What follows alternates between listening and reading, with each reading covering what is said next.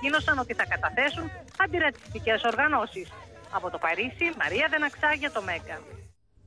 Στην Ουκρανία τώρα οι δυνάμεις του Κιέβου εξαπέλυσαν νέες επιθέσεις στα οχυρά των ρωσόφωνων αυτονομιστών, βομβαρδίζοντας κατοικημένες περιοχές. Έχουμε συνδεθεί με τον ανταποκριτή μας στη Μόσχα, τον Θανάση Αυγερινό. Θανάση. Καλησπέρα από τη Μόσχα. Παρά τη διακήρυξη του Προέδρου της Ουκρανίας Ποροσέγκο περί κατάπαυσης πυρός και τις πρώτες διαβουλεύσεις με Ρωσία και ΟΑΣΕ, στις δύο εξεγερμένες περιφέρειες της χώρας οι συγκρούσεις οξύνονται και όχι το αντίθετο.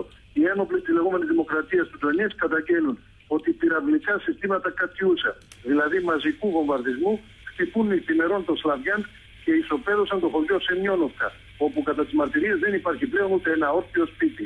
Τα χτυπήματα δεν εμπόδισε ούτε η χθεσινή εορτή της Τριάδος, ενώ μια από τις ροκέτες έπεσε στην εκκλησία του Σλαβιάνσκ την ώρα της λειτουργίας, με αποτέλεσμα να σκοτωθεί τουλάχιστον μια γυναίκα και ένας ηλικιωμένος. Αναφορές σε τραυματίες και νεκρούς γίνονται σχεδόν κάθε ώρα. Μεταξύ των νεκρών συγκαταλέγεται και ένα 5χρονο κοριτσάκι που βρήκε το θάνατο μέσα στο σπίτι του. Στην πόλη του Σλαβιάνσκ φλέγονται σχεδόν όλες οι βιομηχανικές μονάδες και εγκαταστάσεις και με πολύ μεγάλη δυσκολία οι γυναικόπαιδα καταφέρουν να διασύρουν με τελικό προορισμό τη ρωσική περιφέρεια του Ροστόβ, όπου έχουν ήδη δημιουργηθεί καταβλισμοί προσφύγων. Ο Υπουργός Εσωτερικών του Κιέβου Αβάκοφ ομολόγησε ότι όσοι αστυνομικοί αρνούνται να κατευθυνθούν στο μέτωπο απολύονται και ότι η επιχείρηση θα συνεχιστεί κανονικά. Να πάμε και στην Αλεξία Τασούλη. Αλεξία, έχουμε μια σημαντική και μάλλον δυσάρεστη, θα έλεγα, είδηση για τα ελληνικά συμφέροντα. Η Βουλγαρία σήμερα αποφάσισε να παγώσει την κατασκευή του αγωγού South Stream για όσο χρονικό διάστημα είναι σε εξέλιξη η κρίση στις σχέσεις Ρωσίας και Ουκρανίας. Ναι, Όλγα, ο Πρωθυπουργός της Βουλγαρίας ανακοίνωσε ότι παγώνουν οι εργασίες κατασκευής του αγωγού, όπως ακριβώς είχε ζητήσει η Κομισιόν. Κίνηση όμως που προκάλεσε την αντίδραση της Ρωσίας. Πριν από λίγο, ο Ρώσος πρέσβης στην Ευρωπαϊκή Ένωση συνέδεσε την απόφαση της Βουλγαρίας με την κρίση στην Ουκρανία, κάνοντας λόγο για σκληρές οικονομικές κυρώσεις εναντίον της Ρωσίας και πολιτικοποίηση των ενεργειακών θεμάτων από την Ευρωπαϊκή Ένωση. Και δήλωσε ότι ο South Stream ήταν ένα τεστ για την Ευρωπαϊκή Ένωση για να εφαρμόσει ανεξάρτητη πολιτική. Αυτή την ώρα είναι σε εξέλιξη η συνάντηση στις Βρυξέλλες του Επιτρόπου Ενέργειας Γκίτερ Έγγιτιγκερ με τον Ρώσο και τον Ουκρανό Υπουργό Ενέργειας με θέμα την τιμή του φυσικού αερίου, με την ρωσική πλευρά να έχει διαμηνήσει ότι θα ζητήσει εξηγήσεις για την διακοπή του έργου του South Stream. Να σε ευχαριστήσω, Αλεξία. Στην εσωτερική επικαιρότητα και πάλι και στο ολοκαύτωμα του Διστόμου, ένα από τα αγριότερα εγκλήματα που έκαναν οι Ναζί κατακτητές με θύματα εκατοντάδες γέροντες, έγκυες γυναίκες και μικρά παιδιά. Αύριο λοιπόν συμπληρώνονται 70 χρόνια από αυτή τη μεγάλη σφαγή και κανένας δεν μπορεί να ξεχάσει την απίστευτη αγριότητα. Πολύ περισσότερο όσοι επέζησαν και είχαν δει τότε με τα παιδικά τους μάτια τις φρικαλαιότητες των ΕΣΕΣ. Εδώ είναι το πικρό το χώμα του Διστόμου, γράφει στο επίγραμμά του για αυτή τη μαρτυρική πόλη ο Γιάννης Ρίτσος. 10 Ιουνίου του 1944, 218 διστομίτες, ανάμεσά τους ανήμποροι γέροι, έγκυες γυναίκες, 7 αβάπτιστα μωρά, βρίσκουν φρικτό θάνατο από τους στρατιώτες των ναζιστικών ΕΣΕΣ, χωρίς ποτέ να μάθουν το γιατί. Οι Γερμανοί στο Διστό ομός σκοτώνε. 70 χρόνια μετά και κανένας από τους επιζήσαντες στο Δίστομο δεν μπορεί να ξεχάσει την ναζιστική θηριωδία. Ο Γιάννης Βουντούρης ήταν 10 ετών τότε και όπως μας εκμυστηρεύεται ένα άλογο τον γλίτωσε από τη σφαγή. Έχει όμως ακόμη στα αυτιά του τους θρήνους και τις συμμογές αυτών που ξεψύχησαν, ανάμεσά τους και η μητέρα του. Τράβαει τα μαλλιά της η γυναίκα, τον ακούει αυτός που έχει κάνει την εκτέλεση και ξανά γυρίζει πάλι εκεί. Σκοτώνει την ίδια και το παιδάκι, ο Γιαννάκης ήταν ένα πανέμορφο και είχε πάει από πίσω, ήταν το σπίτι ίσο με το χώμα, με το δάπεδο που είχε το κοτέτσι από πίσω, να μπει μέσα στο κοτέτσι. Το τράβηξε και το ξεκύλεσε, ρε παιδιά. Ο Άγγελος Καστρίτης ήταν 8 ετών τότε. Συγκινημένος μας περιγράφει πως όταν μπήκαν στο σπίτι του εκτέλεσαν ψυχρό τη μητέρα, τη γιαγιά και τον παππού του. Φαίνεται η μάνα μου είδε τους γονείς της που τους σκοτώσανε και πήρε σούμε και δάκωσε το μαντίλι της. Ένα πράγμα δεν μπορούν να χωνέψουν όλοι οι επιζήσαντες. Πως στις ευρωεκλογές του Μαΐου η Χρυσή Αυγή στο μαρτυρικό Δίστομο έφτασε το 5% και πήρε 104 ψήφους. Είναι πολύ λυπηρό, γιατί όλοι αυτοί έχουν και από ένα θύμα. Οι εκδηλώσεις μνήμης κορυφώνονται αύριο ανήμερα του ολοκαυτώματος με το μνημόσυνο των σφαγιαστέντων από τα γερμανικά στρατεύματα κατοχής και την τελετή στο μαυσολείο του Διστόμου. Σύνδεση τώρα με την Αναστασία Τσιβγούλη για μια μυστηριώδη εξαφάνιση ενός δεξαμενοπλοίου ελληνικών συμφερόντων στα ανοιχτά της Γκάνας. Τι έχει συμβεί? Ναι, Όλγα, 5 μέρες έχουν περάσει λοιπόν από την εξαφάνιση του δεξαμενόπλοιου MT Fair Artemis ελληνικών συμφερόντων υπό τη σημαία Λιβερίας. Δεν έχουν ακόμη επιβεβαιωθεί οι πληροφορίες περί πειρατείας. Παραμένουν άγνωστες οι συνθήκες της εξαφάνισης. Το πλοίο έδωσε τελευταίο σήμα το απόγευμα της περασμένης Τετάρτης, ενώ έπλεε 51 ναυτικά μίλια ανοιχτά του λιμανιού Τεμέα της Γκάνας, όπως ανακοίνωσε η ελληνική εταιρεία θαλάσσιων μεταφορών, Ferdiel, και μετά την Πέμπτη χάθηκαν τα ίχνη του. Καπετάνιος του πλοίου, το οποίο μεταφέρει μαζούτ, και ο πρώτος μηχανικός είναι Έλληνες. Τα υπόλοιπα 22 μέλη του πληρώματος είναι Φιλιππινέζοι, 4 υπήκοοι από τη Σρι Λάνκα και 1 από την Γκάνα. Το πλοίο, σύμφωνα με δήλωση του εκπροσώπου του στρατού της Γκάνας, δεν είναι στα ύδατά τους και ενδέχεται να κατευθύνεται, όπως είπε, προς το Τόγκο. Συναγερμός έχει σημάνει στα Υπουργεία Ναυτιλίας και στο εξωτερικών για τον εντοπισμό του και πρώτη προτεραιότητα, όπως δήλωσε ο διευθυντής του στόλου της Ferdiel, John Gray, είναι να επιστρέψουν σόοι όλοι οι άνθρωποι του πληρώματος. Και γι' αυτό, σύμφωνα με πληροφορίες, γίνονται εξαιρετικά προσεκτικοί χειρισμοί. Αναστασία, να σε ευχαριστήσω. Πάμε ξανά στο Σωτήρη Δανέζη για να μεταφερθούμε στο Πακιστάν και στη νέα αιματηρή επίθεση που πραγματοποίησαν οι Ταλιμπάν σε ένα από τα μεγαλύτερα και τα πιο πολυσύχναστα αεροδρόμια της χώρας. Μια ομάδα μαχητών Ταλιμπάν με αυτόματα όπλα, χειρομοβίδες και ζωσμένοι εκρηκτικά έσπηραν τον δρόμο εισβάλλοντας στο αεροδρόμιο του Καράτσι. Πυκνοί καπνοί και φωτιές υψώθηκαν στον τερματικό σταθμό, ο οποίος βρίσκεται ακριβώς δίπλα στην πίστα με τα αεροσκάφη. Φυσικά όλες οι πτήσεις ακυρώθηκαν. Οι πακιστανικές αρχές έπρεπε να κινητοποιήσουν τις ειδικές δυνάμεις και τα θωρακισμένα προκειμένου να τα βάλουν με τους εισβολείς. 28 άνθρωποι σκοτώθηκαν στη μάχη που διήρκησε αρκετές ώρες. 10 άντρες οπλισμένοι με αυτόματα όπλα εισέβαλαν τη νύχτα της Κυριακής στο πιο πολυσύχναστο αεροδρόμιο του Πακιστάν και άρχισαν να πυροβολούν και να πετούν χειροβομβίδες. Ακολούθησε ανταλλαγή πυρών, ενώ επικράτησε πανικός. Οι αρχές ακύρωσαν όλες τις πτήσεις. Σχεδόν 30 άνθρωποι έχασαν τη ζωή τους, ανάμεσά τους υπάλληλοι του αεροδρομίου αλλά και 10 ένοπλοι Ταλιμπάν. कितना जल्द काबू पाया है हमारी पुलिस रेंजर्स और उसके बाद फौज के जवान आ गए थे और बहुत अच्छे तरीके से इस ऑपरेशन को टैकल किया है और तमाम टेररिस्ट को कैफे किरदार तक पहुंचाया है. Η επίθεση διήρκησε αρκετές ώρες. Σύμφωνα με τις έως τώρα πληροφορίες, οι μαχητές που επιτέθηκαν στο αεροδρόμιο του Καράτσι ήταν πολύ καλά οπλισμένοι, καθώς έφεραν μαζί τους πολλά πυρομαχικά, πυράβλους και εκτοξευτήρες πυράβλων. Οι αρχές εκτιμούν ότι οι αντάρτες ήταν ζωσμένοι με εκρηκτικά, καθώς τουλάχιστον 2 από αυτούς ανατινάχθηκαν όταν δέχτηκαν πυρά από τους στρατιώτες. Με δηλώσεις του στο γαλλικό πρακτορείο, ο ηγέτης των Ταλιμπάν επιβεβαίωσε ότι η οργάνωση βρίσκεται πίσω από την αιματηρή επίθεση και τόνισε ότι σκοπός ήταν να εκδικηθούν το θάνατο του πρώην ηγέτη των Ταλιμπάν, αλλά και τις δολοφονίες, όπως είπε, αθώων ανθρώπων από τις πακιστανικές δυνάμεις στα σύνορα με το Αφγανιστάν. Η επίθεση έγινε την ώρα που η κυβέρνηση του Πρωθυπουργού Σαρίφ επιχειρεί τον τερματισμό της χρόνιας σύγκρουσης με τις ακραίες ριζοσπαστικές Ισλαμιστικές ομάδες. Να δούμε και άλλες σημαντικές ειδήσεις από τη διεθνή επικαιρότητα, ξεκινώντας από την Αίγυπτο και τη φρικτή περιπέτεια μιας 19χρονης κοπέλας που έπεσε θύμα βιασμού στην κεντρική πλατεία του Καΐρου την ώρα των πανηγυρισμών για την ανάληψη των καθηκόντων από τον νέο πρόεδρο της χώρας. Οι αρχές μάλιστα ερευνούν και άλλες 27 καταγγελίες για σεξουαλικές επιθέσεις το ίδιο βράδυ. Στο αεραστεχνικό βίντεο διακρίνονται Αιγύπτιοι αστυνομικοί που προσπαθούν να απομακρύνουν μια αιμόφερτη γυμνή φοιτήτρια μετά τη σεξουαλική επίθεση που δέχτηκε στην πλατεία Ταχρήρ του Καΐρου, όπου το πλήθος πανηγύριζε την ορκομοσία του νέου Προέδρου Ελσίση. Η αστυνομία λέει ότι συνέλαβε τους 7 δράστες της επίθεσης ηλικίας 15 έως 49 ετών. Σε άλλο όμως προκαλεί και η αντίδραση παρουσιάστριας τοπικού καναλιού, καθώς η ρεπόρτερ αναφέρει ότι έγιναν βιασμοί στην πλατεία. Η παρουσιάστρια ακούγεται να γελάει, σχολιάζοντας επειδή είναι χαρούμενη.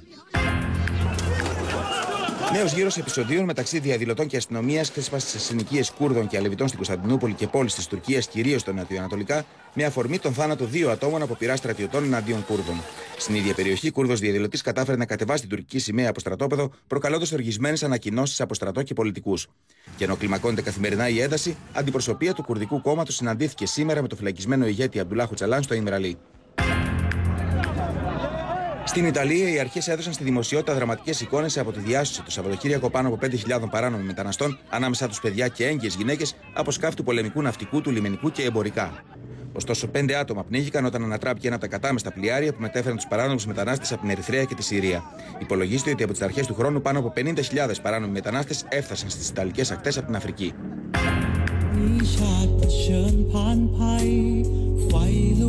Να επιστρέψουμε την ευτυχία στην Ταϊλάνδη, τραγουδάει η ορχήστρα του στρατού σε στίχους του αρχηγού των πραξικοπηματιών στρατηγού Πραγιούτ Τσανότσα στο πλαίσιο προπαγανδιστικής εκστρατείας με μότο την ευτυχία του λαού. Μετά το πραξικόπημα της 22ης Μαΐου, η Χούντα έχει καταπνίξει τις ατομικές ελευθερίες, συνέλαβε εκατοντάδες πολιτικούς, ακτιβιστές και δημοσιογράφους, ενώ απέκλεισε τη διαξαγωγή εκλογών για έναν χρόνο τουλάχιστον, παρά την κατακραυγή από τη διεθνή κοινότητα. Στο Βατικανό τώρα, για να δούμε την ιστορική κοινή επίκληση για ειρήνη στη Μέση Ανατολή που έκαναν ο Πάπας Φραγκίσκος, ο Οικουμενικός Πατριάρχης Βαρθολομαίος και ο Προεδρεύων του Ισραήλ και της Παλαιστινιακής Αρχής. Οι πολιτικοί και θρησκευτικοί ηγέτες φύτεψαν ένα δέντρο ελιάς, έκαναν δηλαδή μια πράξη ισχυρού συμβολισμού.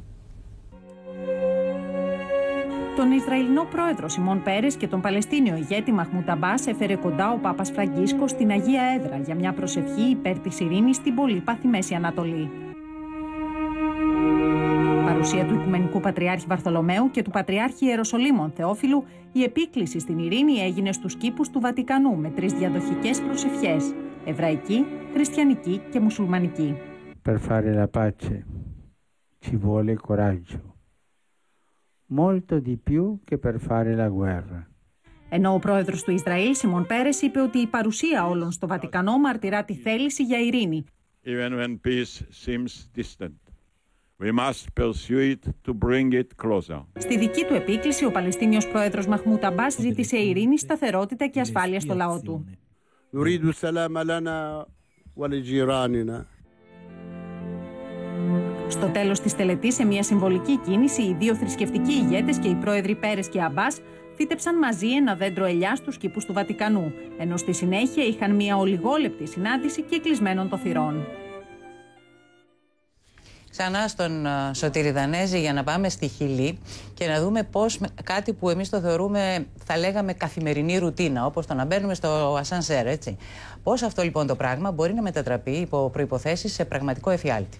Η κάμερα κλειστού κυκλώματος δείχνει το ότι τράβηξε αυτός ο άνδρας εδώ, ο οποίος βρέθηκε να ανεβαίνει με ηλικιώδη ταχύτητα τους ορόφους σε ένα ασανσέρ που τρελάθηκε. Μάται ο 30χρονος Χωσέ Βεργάρα προσπαθούσε, πατώντας ό,τι κουμπί έβλεπε μπροστά του, να σταματήσει την εκτόξευση του ασανσέρ που ανεβαίνει 31 ορόφους σε 15 δευτερόλεπτα με τις πόρτες ανοιχτές. Η περιπέτειά του θα τελειώσει με ένα απότομο τράνταγμα, όταν η καμπίνα δηλαδή φτάσει στο τέρμα, στον τελευταίο όροφο. Ο άτυχος επιβάτης χτύπησε στο κεφάλι και τα πόδια. Το κτίριο και το ασανσέρ ήταν ολοκαίνουργια. Οι εργασίες είχαν ολοκληρωθεί μόλις πριν από 8 μήνες. Θα πάμε τώρα στη Νέα Υόρκη για να δούμε τον παγκοσμίου φήμης τραγουδοποιό Sting να γράφει για πρώτη φορά musical και να παρουσιάζει τη δουλειά του στην ετήσια απονομή των θεατρικών βραβείων Τόνι. Επί σκηνής πάντως, ένας γνωστός αστέρας του Χόλιγουντ έκλεψε για μια ακόμα φορά τις εντυπώσεις, αποδεικνύοντας το πολυσύνθετο ταλέντο του.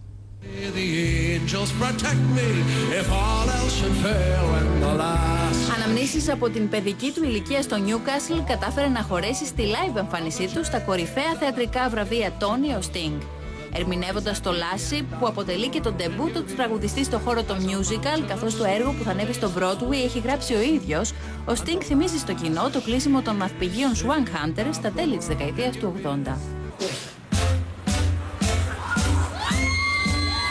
Όλα ξεκίνησαν με την εντυπωσιακή αλλά καγκουρό είσοδο του οικοδεσπότη Hugh Jackman στο Radio City Music Hall, ο οποίος λίγο αργότερα χόρεψε swing.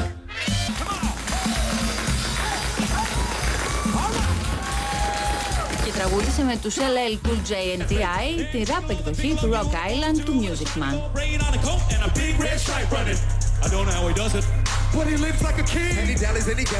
Συγκινητική ήταν και η στιγμή που ο βετεράνος Clint Eastwood μίλησε για τη μεταφορά στη μεγάλη οθόνη του επιτυχημένου musical του Broadway Jersey Boys σε μουσική και λιμπρέτο Bob Caudio και Bob Crow. I'm proud to say that we're bringing Jersey Boys to the movies. And that'll be after 9 years successfully on Broadway. I did not live until today. καλύτερη γυναίκα ηθοποιός αναδείχθηκε η Όντρα Μακδόναλντ, που ενσάρκωσε στο θεατρικό σανίδι την Billie Holiday, ενώ το αντίστοιχο βραβείο στους άντρες έλαβε ο γνωστός από την τηλεοπτική σειρά Breaking Bad, Bryan Cranston. Το The Way, που περιγράφει την προσπάθεια του Αμερικανού Προέδρου Τζόνσον μετά τη δολοφονία του Κέννεντι να επανακλεγεί και να περάσει τον νόμο για τα πολιτικά δικαιώματα το 1964, απέσπασε το βραβείο της καλύτερης παράστασης του Broadway. Αλλάζουμε κλίμα. 3 μέρες απομένουν για την έναρξη του Μουντιάλ και η καρδιά του παγκόσμιου ποδοσφαίρου χτυπά στη Βραζιλία. Η Ελλάδα δίνει το παρόν στη μεγάλη ποδοσφαιρική γιορτή και η εθνική ομάδα που ετοιμάζεται για τη μάχη με την Κολομβία βρίσκεται από χθες στο Αρακαζού. Έχουμε ήδη συνδεθεί με τον απεσταλμένο του Μέγκα στο Μουντιάλ, τον Αλέξανδρο Σωτηρόπουλο. Αλέξανδρε. Καλησπέρα λοιπόν από το Αρακαζού, εδώ που οι Έλληνες εθνείς αισθάνονται πραγματικά σαν το σπίτι τους από την πολύ θερμή υποδοχή που τους επιφύλαξαν οι Βραζιλιάνοι, εδώ οι κάτοικοι της πόλης, οι οποίοι αναμένεται να δώσουν και εντυπωσιακό παρόν σε λίγες ώρες στην προπόνηση της εθνικής στις 5:30 τοπική ώρα. Θα είναι στο στάδιο εδώ που προετοιμάζεται η εθνική, υπάρχει μια ανοιχτή προπόνηση και ο κόσμος αναμένεται να δώσει εντυπωσιακό παρόν. Υψηλό το ηθικό λοιπόν για τους Έλληνες διεθνείς, με τον Φερνάντο Σάντος να πονοκεφαλιάσει μόνο για την κατάσταση του Σωκράτη Παπασταθόπουλου, του εορτάζοντας σήμερα Σωκράτη Παπασταθόπουλου καθώς έχει γενέθλια. Ο διεθνής αμυντικός θα μείνει 1 με 2 μέρες ακόμα εκτός προπονήσεων. Αν προπονηθεί καλά την Τετάρτη, τότε θα θέσει υποψηφιότητα για το παιχνίδι του Σαββάτου, το εναρκτήριο μάτς στο Μουντιάλ για την Ελλάδα με την Κολομβία. Και αν εδώ, Όλγα, στο Αρακαζού η κατάσταση μοιάζει ιδανική για την εθνική ομάδα για να προπονείται, στο Σάο Πάολο τα πράγματα είναι εντελώς διαφορετικά για όσους βρίσκονται εκεί. Οι εργαζόμενοι στο μετρό βρίσκονται σε διαρκή απεργία, η οποία κρίθηκε μάλιστα παράνομη από τις αρχές, με αποτέλεσμα σήμερα να ξεσπάσουν νέες ταραχές στην πόλη. Υπάρχει πραγματικό χάος, εφιάλτη στο Σάο Πάολο. Και να θυμίσουμε ότι όλα αυτά δημιουργούν πολύ μεγάλο προβληματισμό, καθώς είναι η πόλη η οποία θα φιλοξενήσει το εναρκτήριο παιχνίδι του Μουντιάλ στις 12 του μήνα. Η οργανώτρια Βραζιλία παίζει εκεί με την Κροατία και φυσικά αυτές οι εικόνες λίγες μέρες μόνο πριν από την έναρξη της μεγάλης αυτής διοργάνωσης μόνο προβληματισμό προκαλούν. Όλγα. Αλέξανδρε, να σε ευχαριστήσω και στο σημείο αυτό να δούμε το ρεπορτάζ που μας έστειλες πριν από λίγο, όπου οι κάτοικοι του Αρακαζού φαίνεται να αγκαλιάζουν την εθνική ομάδα, αλλά να δούμε και εικόνες από την καθημερινή ζωή της πόλης που κυριαρχούν οι αντιθέσεις, όπως άλλωστε συμβαίνει σε ολόκληρη τη Βραζιλία. Η θερμή υποδοχή που επεφύλασαν οι κάτοικοι του Αρακαζού στους διεθνείς και οι εκδηλώσεις λατρείας των Βραζιλιάνων που ξημεροβραδιάζονται έξω από το ξενοδοχείο έχουν κάνει τους διεθνείς να αισθάνονται σαν το σπίτι τους. Η γλώσσα του ποδοσφαίρου είναι παγκόσμια, ωστόσο δεν αρκεί για να συνεννοηθεί κάποιος στο Αρακαζού. Μπορεί το Αρακαζού να είναι μια πόλη που ζει από τον τουρισμό, ωστόσο η συνεννόηση σε άλλη γλώσσα πλην της πορτογαλικής είναι σχεδόν αδύνατη. Βρισκόμαστε στο μεγαλύτερο εμπορικό κέντρο της πόλης και όπως θα διαπιστώσετε κι εσείς, ελάχιστοι μιλούν αγγλικά. Do you speak English? Speak English? No, no, no. Do you speak English? No. Do you speak English? No. Do you speak English? English? Τελικά επιμείναμε και κερδίσαμε. Ο Ζωζέ Αντώνιο Σεάπτε στα αγγλικά μας μίλησε με ρεαλισμό για την παρουσία της εθνικής ομάδας στο Αρακαζού. I don't think it's gonna change much, but yeah, it's a good thing. People get excited about the World Cup. Και πώς να αλλάξει η ζωή όταν αυτά τα παιδιά πρέπει να κουβαλήσουν τα τεράστια αυτά καρπούζια για ένα μικρό μεροκάματο. Στη συνέχεια, ονειρεύονται μια καλύτερη ζωή την ώρα που ξεκουράζονται πλάι στον ποταμό Σερζίπε. Το Αρακαζού των περίπου 650.000 κατοίκων είναι μια μικρή για τα δεδομένα της Βραζιλίας πόλη που σε πολλά πράγματα θυμίζει η ελληνική επαρχία περασμένων δεκαετιών. Στους πάγκους της λαϊκής αγοράς μπορεί να βρει κανείς υπέροχα εξωτικά φρούτα που παράγονται στην ευρύτερη περιοχή.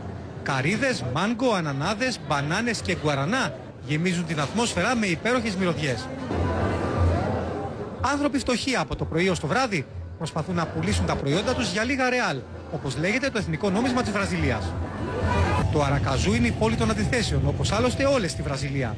Έξω από το κέντρο, πολυτελείς κατοικίες και σπίτια με γκαζόν, φυλασσόμενα από εταιρείες security και θωρακισμένα με ηλεκτροφόρα καλώδια. Όλα αυτά δίπλα σε ταπεινά χαμόσπιτα σε χωματόδρομους. Εικόνα αντίθεσης και τα κάρα με άλογα που κυκλοφορούν στους δρόμους του Αρακαζού μπροστά από επιβλητικά πανύψηλα κτίρια που έχουν τα ονόματα πολυτελών ευρωπαϊκών θερέτρων όπως το Σεν Μόριτς. Αυτή λοιπόν είναι η πόλη ορμητήριο της εθνικής ομάδας που έχει την τιμητική της από τη FIFA, η οποία ετοίμασε ένα αφιέρωμα 12 λεπτών στην Ελλάδα, με τους διεθνείς μας να υπόσχονται ότι θα δώσουν τα πάντα για να κάνουν υπερήφανους τους Έλληνες που περνούν δύσκολες εποχές. Να δώσουμε χαρές στους Έλληνες. Ξέρουμε ότι έχουμε λίγο δυσκολίες, όμως και πάλι τα προβλήματα δεν ξεχνιούνται, όμως μπορούμε να δώσουμε, πιστεύω, λίγο χαρά στον κόσμο. Από το Αρακαζού, που παρότι δεν φιλοξενεί αγώνες Μουντιάλ, είναι ντυμένο στα χρώματα της Σελεσάο, Αλέξανδρος Σωτηρόπουλος για το Μέγκα. Και να δούμε τώρα την πρώτη Ελληνίδα προπονήτρια ποδοσφαίρου που διαθέτει δίπλωμα αναγνωρισμένο από την UEFA και μαθαίνει τα μυστικά της μπάλας σε άντρες. Ο λόγος για την 23χρονη Χριστίνα Ιεροπούλου, που έκανε το χόμπι της επάγγελμα και ονειρεύεται να καθίσει και στον πάγκο της Εθνικής. Η Σμαράγδα Καρύδη στην ταινία «Η Κληρονόμος» υποδιόταν την πρόεδρο αντρικής ομάδας ποδοσφαίρου και πανηγύρισε στον πάγκο έξαλα τα γκολ. Πρόεδρο γυναίκα είδαμε, τώρα να και η προπονήτρια. Η Χριστίνα Ιεροπούλου, η 23χρονη Σεραία, είναι η πρώτη γυναίκα προπονήτρια αντρικής ομάδας ποδοσφαίρου με τη σφραγίδα μάλιστα UEFA. Προπονεί τους κραψίτες Καπαδόκες των Ιωαννίνων, με τους οποίους έκανε μια καλή πορεία στην ερασιτεχνική κατηγορία. Έχουμε τον τρόπο εμείς οι γυναίκες γενικότερα να πείθουμε και να περάσει κάτι που θέλουμε εμείς. Αλλά πάνω απ' όλα χρειάζεται πολλή δουλειά και συνεννοούμε, αλλά και γνωρίζουν λίγα πράγματα παραπάνω από το ποδόσφαιρο. Είτε ξέρουν να παίζουν, είτε όχι, ξέρουν κάποια πράγματα. Η Χριστίνα σπούδαζε βρεφονιπιοκόμος, όμως η αγάπη της για το ποδόσφαιρο την οδήγησε στη σχολή προπονητικής UEFA, από όπου πήρε το πτυχίο της και άνοιξε τα φτερά της, αλλά και τις πόρτες αντρικών ομάδων. Τη συναντήσαμε στο στάδιο της Φιλοθέης, όπου αν και με ακατάλληλη ένδυση, μίλησε στην μπάλα και άρχισε τα κοντρόλ, αλλά και τις κεφαλιές. Εμένα μου αρέσει το αμυντικό ποδόσφαιρο. Όμως ανάλογα τους παίχτες που έχεις, διαμορφώνεις και το σύστημα.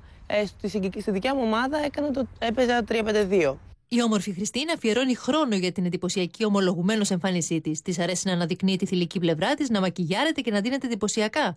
Ωστόσο, στο γήπεδο προσέχει, με φόρμες και αθλητικά. Στα δε αποδυτήρια μπαίνει πριν αλλάξουν οι παίκτες. Το έχω προβλέψει αυτό και τις οδηγίες τις δίνω πριν αλλάξουν. Οπότε όταν μπαίνω εγώ είναι όλοι ντυμένοι. Γενικότερα όμως ο σεβασμός δεν είναι εύκολο να τον κερδίσεις. Στη διάρκεια φαίνεται. Πασούλες και πάλι κοντρόλ. Η Χριστίνα, λάτρης του ποδοσφαίρου, ήρθε για να μείνει. Ονειρό της ωστόσο να αναλάβει την αγαπημένη της ομάδα, τον ΠΑΟΚ. Όσο πιο γρήγορα κάνω κάποιες κινήσεις που έχω στο μυαλό μου για τα επόμενα διπλώματα, νομίζω ότι είναι πιο εύκολο να το επιτύχω. Το όνειρό μου είναι να ήμουν προπονήτρια στον ΠΑΟΚ. Περιμένει πώς και πώς την έναρξη του Μουντιάλ και τα παιχνίδια της εθνικής ομάδας. Δεν διστάζει να δώσει και συμβουλές στον συνάδελφό της, τον προπονητή της Εθνικής, Φερνάντο Σάντος. Καλό το αμυντικό ποδόσφαιρο, αλλά να βάζουμε και κανένα γκολ. Επειδή, εντάξει, όσο να είναι η Μουντιάλ, δεν είναι μια ομάδα που απλά είναι σε ένα πρωτάθλημα. Οπότε να ενισχύσουμε λίγο περισσότερο την επίθεση.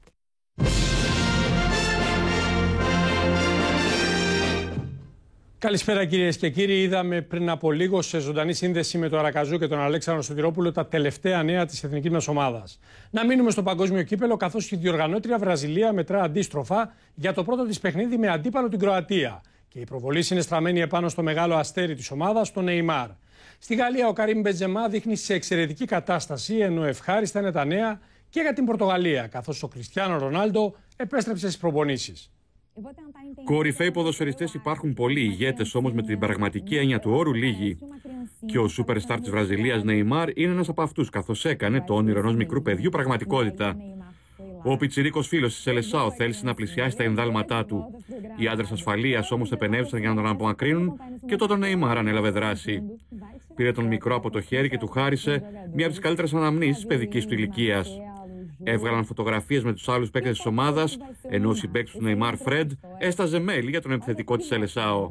Todo mundo sabe que o jogador que faz a diferença, o jogador que é craque na nossa seleção, realmente é o Neymar. É um jogador especial. O mundo inteiro vai estar de olho nele, os nossos adversários também vão marcar muito forte. Στο Νιου Τζέρσι, η Πορτογαλία συνεχίζει την προετοιμασία της για το Μουντιάλ και το ευχάριστο είναι ότι ο Κριστιάνο Ρονάλντο επέστρεψε στις προπονήσεις. Και ως μέλος του Star System πόζαρε και με τον ιδιοκτήτη των New York Jets. Μάλιστα, για να εκφράσει ακόμη περισσότερο τη χαρά του, εξάσκησε τις φωνητικές του χορδές παρέα με τον Αγγολέζο τραγουδιστή της R&B Anselmo Ralph. Ανεβάζω στο διαδίκτυο το παρακάτω βίντεο από διαφημιστικό σποτ.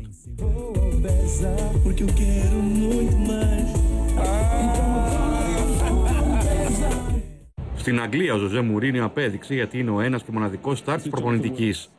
Στον αγώνα φιλανθρωπικού χαρακτήρα ανάμεσα σε celebrities και παλέμαχους ποδοσφαιριστές, ο Πορτογάλος τεχνικός εισέβαλε στον αγωνιστικό χώρο και έκανε φάουλ στον τραγουδιστή Όλι Μάρς.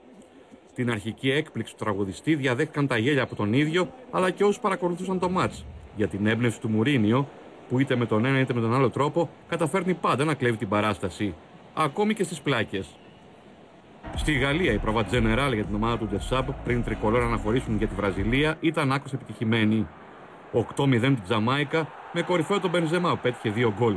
Από 2 γκολ έβαλαν ακόμη ο Καμπάιγ και ο Ματουιντή. Ωστόσο υπάρχει αγωνία για τον Ντεμπισί, μετά τον Ριμπερί όλα δείχνουν ότι χάνει και αυτό στο Μουντιάλ. Στην εσωτερική επικαιρότητα τώρα και στις μεταγραφικές εξελίξεις των ομάδων, καθώς ο μεξικανικός τύπος προαναγγέλει την απόκτηση του Άλαν Πουλίδο από τον Ολυμπιακό. Οι Μεξικανοί αναφέρουν πως η μεταγραφή του νεαρού επιθετικού που βλέπετε να σκοράρει στα πλάνα μας είναι δεδομένη και πως μετά το παγκόσμιο κύπελλο της Βραζιλίας ο παίκτης θα ταξιδέψει στην Ελλάδα. Εξελίξεις αναμένονται και στον ΠΑΟΚ, καθώς στην σύσκεψη κορυφής ο Ιβάν Σαββίδης άναψε το πράσινο φως στον Άγγελο Αναστασιάδη και στον Ζήση Βρίζα να τρέξουν το σχεδιασμό. Προτεραιότητα δίνεται στο ξεσκαρτάρισμα του ρόστερ και αμέσως μετά στην ενίσχυσή του. Αλλάζουμε κλίμα και να περάσουμε στο τένις και στο Ρολάν Γκαρός, όπου θριάβευσαν ο Ραφαέλ Ναδάλ και η Μαρία Σαράποβα. Μάλιστα, η Ρωσίδα Καλονή έκλεψε την παράσταση και μετά τους αγώνες, καθώς επέλεξε να φωτογραφηθεί με το τρόπαιο κάτω από τον πύργο του Άιφελ.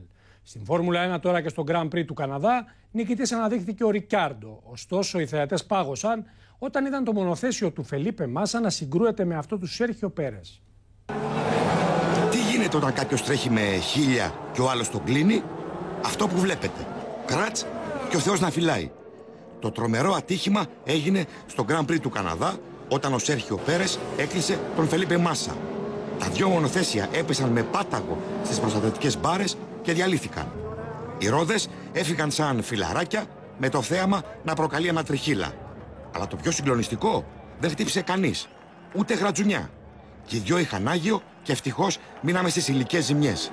Ζημιά όμως προκάλεσε η Μαρία Σαράποβα, η θριαμβεύτρια του Ρολάν Γκαρός μετά την νίκη της επί τη Σιμώνα Χάλεπ. Αέρινη, εθέρια, αδιανόητη, η Ρωσίδα πόζαρε με τις γόβες της μπροστά στον πύργο του Άιφελ, προκαλώντας πανικό. Αυτή δηλαδή, για να έχουμε καλό ερώτημα, είναι ταινίστρια ή σούπερ μόντελ? Δηλαδή τα μοντέλα πώς είναι? Στα 27 της η Σαράποβα είναι η απόλυτη στάρ και το ξέρει, μετρώντας τα ατέλειωτα χρήματά της και τους αμέτρητους θαυμαστές της. Αλλά και ο βασιλιάς της σκόνης, ο Ράφαελ Ναδάλ, διέλυσε πάλι όλα τα ρεκόρ. Μετά από μάχη 4 ωρών, νίκησε το τελικό του Ρολάν Γκαρός, τον Νόβακ Τζόκοβιτς, με 3-1, φτάνοντας στον 1ο τίτλο του. Ο Ισπανός υπεραθλητής πήρε το τρόπαιο από τον μεγάλο Μπιον Μπόργκ, με άσπρα μαλλιά πια, και στη διάρκεια του εθνικού ύμνου ξέσπασε συγκινημένος σε κλάματα.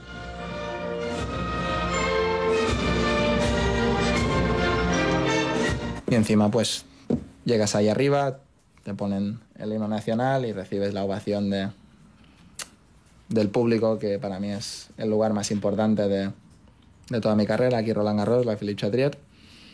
Recibir el homenaje de toda esta gente ahí en medio, pues la combinación de todas estas cosas pues sí que hace que uno pues se emocione.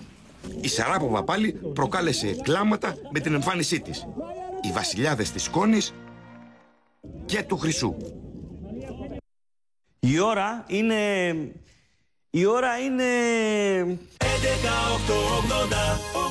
11-8-80. Το μόνο που θυμάμαι. Το Φάμπρικα έκανε πάλι τα μαγικά του. Γρανιτοπλακάκι Ιταλίας σε πολλές διαστάσεις και χρώματα από 5,90. Φάμπρικα. Τα πάντα για πλακάκι μπάνιο κουζίνα. Κηφισού και Νιρβάνα στις 3 γέφυρες. Ο συνδυασμός ήταν όλα τα λεφτά. Μην τον συνδυασμό, κατευθείαν το μυαλό του στην οικονομία. Αφού συνδύασαν και κινητό και σταθερό από τη Wind και πήραν και τέτοια επιδότηση στα παιδιά. Ψάχνεις το καλύτερο για την επικοινωνία σου? Ψάξτε στα Public, αφού εδώ είσαι. Τώρα στα Public έχεις και 200 ευρώ επιδότηση για να την κάνεις ό,τι θες και τον οικονομικότερο συνδυασμό κινητής και σταθερής με το απόλυτο συμβόλαιο W. Τελεία και Public.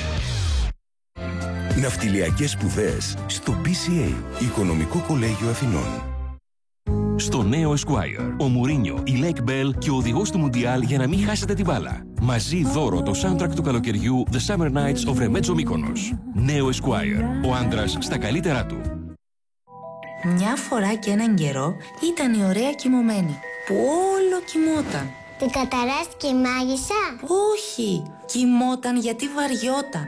Όταν έμπαινε στο ίντερνετ, όταν έβλεπε τηλεόραση, μέχρι που μια μέρα ήρθε το πριγκιπόπουλο. Και της έδωσε ένα φιλί? Όχι, της έφερε ένα πιάτο Νόβα. Με Nova Triple Play απέκτησε συναρπαστική τηλεόραση με πάνω από 250 κανάλια με ταινίες, σειρές, αθλητικά, παιδικά, ντοκιμαντέρ, απεριόριστες κλήσεις προς σταθερά. Όχι, εσύ κλείσε. Και ίντερνετ σφαίρα. Έτσι, μόνο με 29,90 το μήνα για πάντα, ζήσαν αυτοί καλά και εμείς καλύτερα. Γιατί όταν έχεις Nova Triple Play, όλα τα άλλα είναι παραμύθια.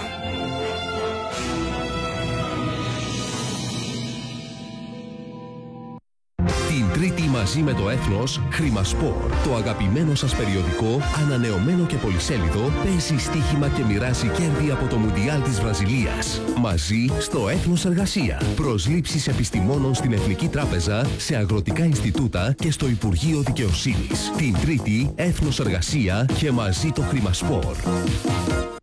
Από σήμερα, κομμένη η θέρμανση. Και το καλοριφέρ θα ανάβει μόνο όταν το αποφασίσουμε εμείς. Ως πότε θα αφήνετε τους άλλους να αποφασίζουν για εσάς? Επιλέξτε φυσικό αέριο για απόλυτη ανεξαρτησία και άφθονη θέρμανση. Εγκαταστήστε εύκολα και απλά τον δικό σας λέβητα φυσικού αερίου και απολαύστε τουλάχιστον 40% οικονομία στη θέρμανση και άφθονο ζεστό νερό στη στιγμή, χωρίς να κάνουν άλλη κουμάντο στο σπίτι σας. Καλέστε τώρα το 1133 και ενημερωθείτε για τα προγράμματα χρηματοδότησης και τις προσφορές στα τέλη σύνδεσης. Φυσικό αέριο Αττικής. Λευτεριά στη θέρμανση. Νέο τριπλό L. Βουτιά στο γαλάζιο του καλοκαιριού. Μόδα, sporty style. Sexy beachwear από τη Miranda Care και η Giselle σε αποκλειστική φωτογράφηση. Μαζί, έξτρα τεύχη. L on the beach. Τα ωραιότερα μαγιό και αξεσουάρ. L Decoration. Αφιερωμένο στο μπλε που αγαπάμε. Δώρο, η μεγαλύτερη τσάντα από φυσικό πετροπλημμένο υλικό. L. Ονειρεμένο.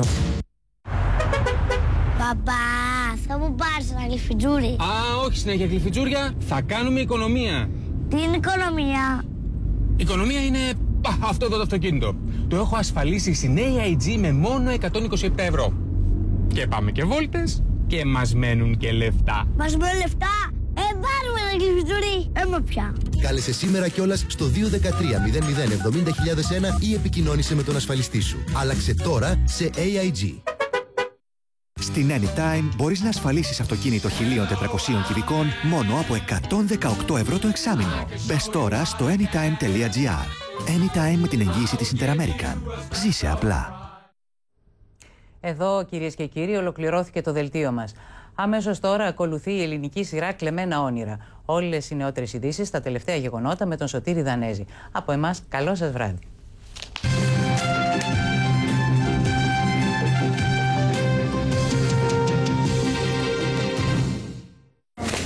Ντιρόλο είναι αυτό? Ναι. Ναι. Και πού πήγε το υπόλοιπο? Νέο Ντιρόλο Emmental Light με μόλις 16% λιπαρά. Πάμε.